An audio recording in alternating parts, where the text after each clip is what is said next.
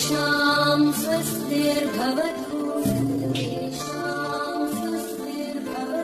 सर्वेषां शान्तिर्भवतु सर्वेषां पूर्णं भवतु सर्वेषां मङ्गलं भवतु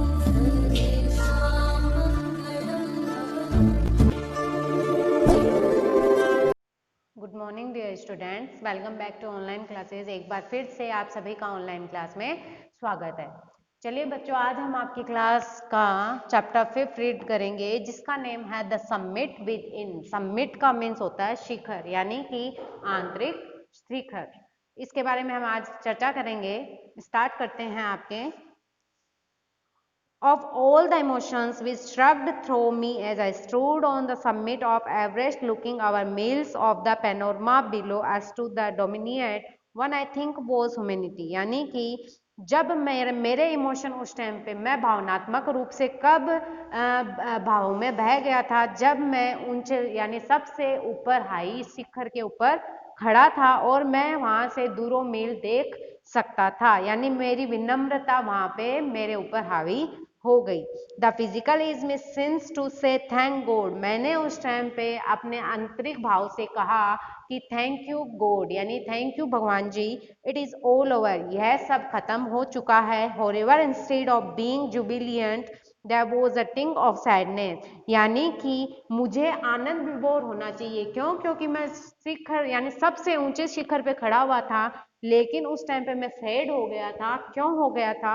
Was it because I had already done the ultimate in climbing and there would be nothing higher to climb and all roads hereafter would let down। यानी कि अब मेरे पास चढ़ने के लिए और कोई भी शिखर नहीं रह गया था, यानी कि मैं सबसे ऊंचे शिखर पे खड़ा था, तो अब तो और कोई शिखर मेरे पास में चढ़ने के लिए है ही नहीं, सारे खत्म हो चुके हैं और अब तो मुझे रोड के ऊपर यानी सड़क के ऊपर ही चलना पड़ेगा। By climbing the summit of Everest you are overwhelmed by the deep sense of joy and thankfulness. जब आप एवरेस्ट जैसी चोटी के सबसे ऊपर शिखर पे खड़े होते हैं तो उस टाइम पे आप अंदर से बहुत ज्यादा खुश प्रतीत होते हैं। And it is a joy which lasts a life time, और यह आपकी लाइफ टाइम की खुशी होती है। The experience changes your completely. उस टाइम पे आप पूरे चेंज हो जाते हैं, यानी आपके अंदर पूरा चेंजेस आ जाता है जब आप सबसे ऊपर एवरेस्ट की चोटी पे चढ़ते हैं। The man who has been to the mountains is never the same again. जो व्यक्ति माउंटेन पे चढ़ चुका होता है वह वापस पुनः वैसा का वैसा नहीं रहता है, यानी उसमें चेंजेस आ जाते हैं। As I look back as life after climbing Everest, I cannot help remarking about the other summit। यानी कि जब मैंने देखा कि जब मैं एवरेस्ट पे चढ़ चुका था और मेरे पास और कोई भी दूसरा शिखर चढ़ने के लिए नहीं था, लेकिन उससे भी ऊपर एक शिखर था, the summit of the mind. जो था माइंड यानी जो आपका दिमाग होता है, वो शिखर था।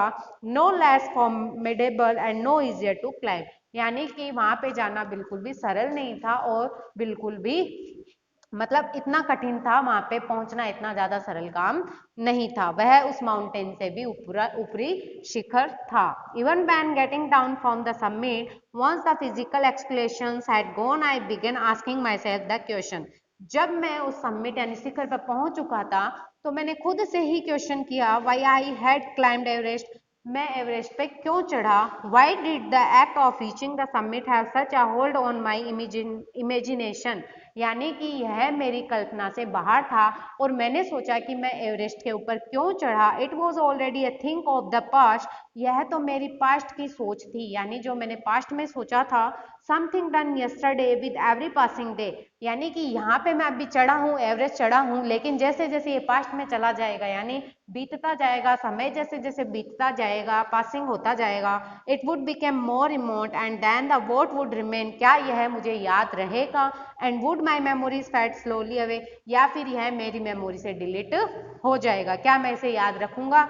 All these thoughts led me to question myself। फिर मैंने खुद से ही एक क्वेश्चन और करा, as to why people climb mountains। जो लोग हैं वो माउंटेन्स यानी पहाड़ी के ऊपर क्यों चढ़ते हैं? It is not easy to answer the question। इसका आंसर देना बिल्कुल भी सरल काम नहीं था। The simplest answer would be, इसका सबसे सरल आंसर यह था, is others have said because it is there. क्यों? क्योंकि यह वहां पर था। वहां पर था का मीन्स है कि ये इतने हाई पे था कि वहां पे चढ़ना मुश्किल काम था। It present great difficulties. Man takes delight in the overcoming of obstacles. The obstacles in climbing a mountain are physical. यहाँ की वहां पे चढ़ने के लिए आपको बहुत सारी बाधाओं को पार करना होता है और वहां पे चढ़ना बिल्कुल भी सरल नहीं है। उसके लिए आपको फिजिकल फिट रहना पड़ता है। Climb to the summit means endurance, presence and will power, यानी आपकी इच्छा शक्ति, आपका जो पावर है, आपकी शरीर की जो स्ट्रेंथ पावर है, वो सारी इसमें जरूरी होती है। And the demonstration of these physical qualities is no doubt as is वोर मोज मी आल्सो, यानी कि आपका जो सबसे बड़ा इसमें महत्वपूर्ण कार्य होता है वो है आपकी फिजिकल क्वालिटीज, यानी आप एकदम फिजिकल फिट होने चाहिए। I have a more personal answer to the question. मैंने इसका एक पर्सनल आंसर देखा जो था कि from my childhood I have been attract by the mountains. मैं अपने चाइल्ड यानी बचपन में पहाड़ियों से बहुत ज़्यादा अट्रैक्टेड था। I had been miserable lost, जब मैंने अपनी स्थिति खो दी थी, जब मैं went away from mountains at the plains, जब मैं माउंटेन्स यानी पहाड़ों से दूर हुआ। Mountains are nature at is the best, their beauty and majesty post a great challenge, यानी कि नेचर है वो सबसे बेस्ट चीज होता है और आपके लिए सबसे चैलेंजफुल है वही होता है। And like many I believe that mountains are a means of common with God, और जो माउंटेन्स है, पहाड़ी है, वो आपका कम्युनिकेशन करता है किससे? गॉड से, यानी भगवान से बातचीत करने का, एक कम्युनिकेशन करना होता है, वो है पहाड़ी यानी माउंटेन के ऊपर चढ़कर। Once having granted this the question remains why Everest. फिर मैंने ये क्वेश्चन किया कि एवरेस्ट ही क्यों? Because it is the highest, क्योंकि ये सबसे ऊंचा है। The mildest and had been defied many previous attempts, यहाँ पे चढ़ने के लिए इससे पहले भी बहुत सारे प्रयास किए जा चुके थे। It takes the last ounce of one energy, it is the battle struggle with rock and ice. आपको यहाँ पे चढ़ने से पहले आपको बर्फ से और पहाड़ियों, पथरीली पहाड़ियों से फाइट करनी होती है। And once taken up it can not be given up half way even when once life is take, और आप यहाँ पे चढ़ने के बाद बीच में वापस नहीं आ सकते हैं। The passage back is too difficult as the passage onward, and then when the summit is climbed there is the exhilarations, the joy of having done something, the sense of a battle fought and won, यानी कि जब आप इन सारी कठिनाइयों को पार करते हुए mountains के ऊपर चढ़ जाते हैं तो आप ऐसा महसूस करते हैं कि जैसे आपने युद्ध में विजय हासिल की है। There is a feeling of victory and of the happiness, आपकी उस टाइम पे जो फीलिंग होती है बहुत ही ज्यादा खुशी वाली होती है। Glimpsing a peak in the distance I get transported to another world, जब मैं उस पीक यानी उस पहाड़ी की सबसे ऊंची चोटी पे था तो मैंने वहां पे एक बहुत ही अलग दृश्य देखा था। I experience a change with in my self, उसने मुझे पूरी तरीके से चेंज कर दिया था। And which can only be called masterful by is the beauty, alphaness, might, ruggedness and the difficulties announced on the way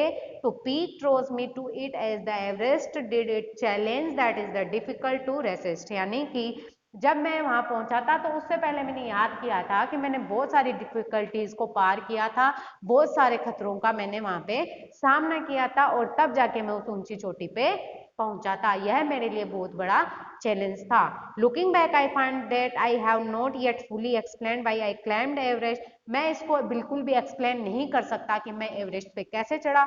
it is like answering a question why you breathe, यानी कि यह था कि मैं वहां पे सांस भी ले पा रहा था या नहीं ले पा रहा था, यानी ये क्वेश्चन ऐसा था कि क्या तुम सांस लेते हो, why do you help your neighbours, क्या तुम अपने पड़ोसियों की मदद करते हो, and why do you want to good act, और आप अच्छे कार्य क्यों करना चाहते हैं। There is no final answer possible, इनका कोई भी आंसर देना बिल्कुल भी यानी पॉसिबल नहीं है।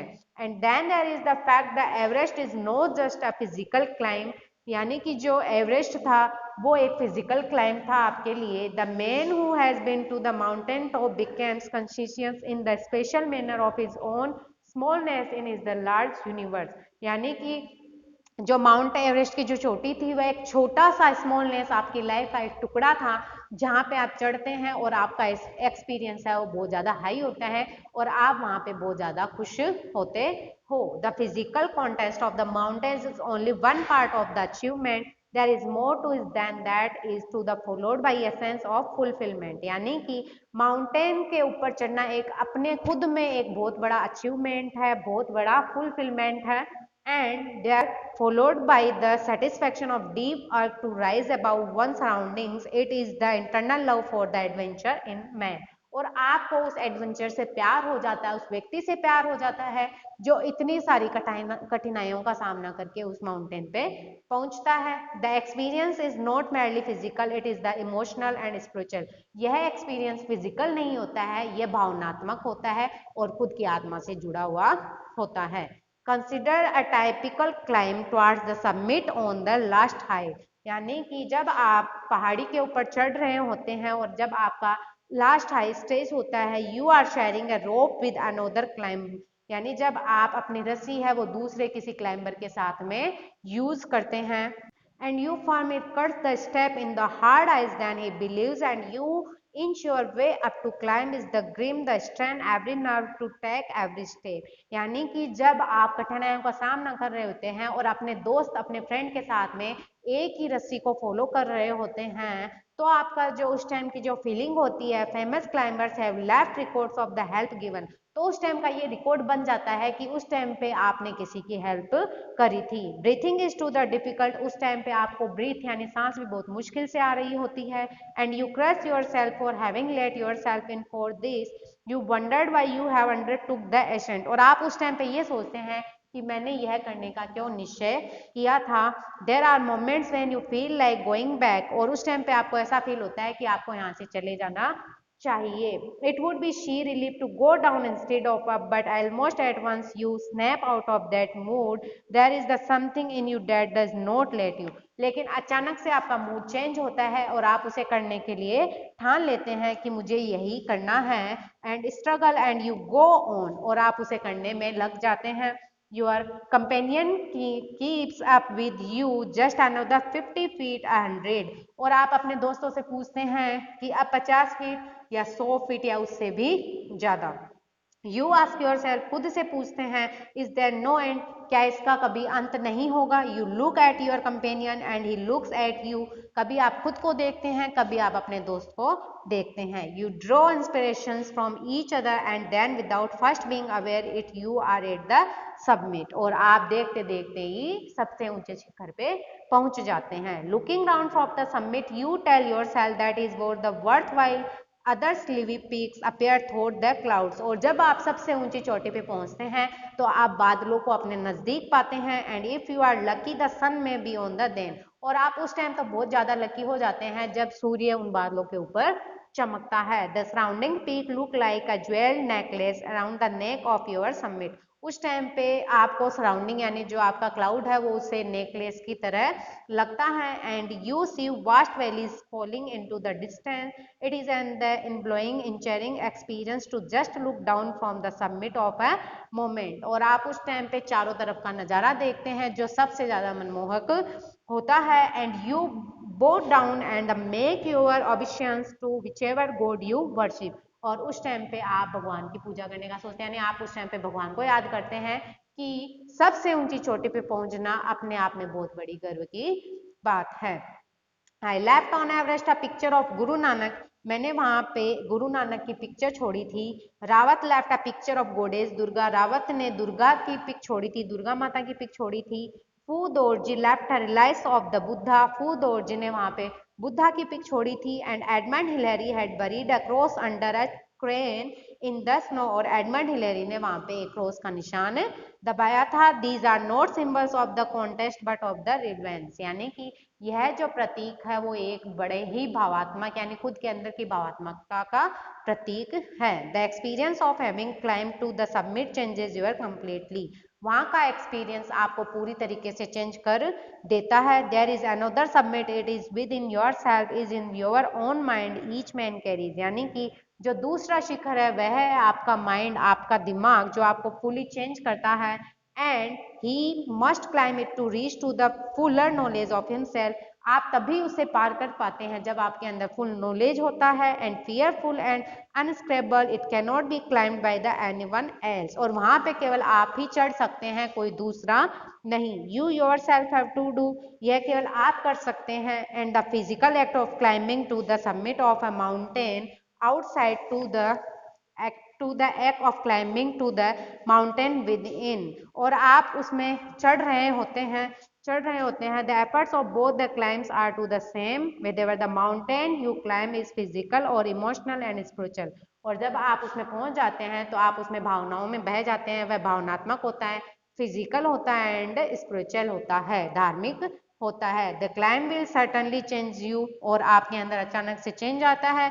It teaches you much about the world and about yourself, और आपको वह सिखाता है संसार में कैसे रहा जाता है और आप आगे कैसे बढ़ेंगे। I venture to think that my experience is an adventure of the provide with me the inspiration to face life our deals resolutely climbing to the mountain was a worthwhile experience। मैं सोचता हूँ कि ये मेरा सबसे ज़्यादा अच्छा experience था, मैंने माउंटेन पे चढ़ाई करी थी, मेरा सबसे अच्छा और गुड एक्सपीरियंस था।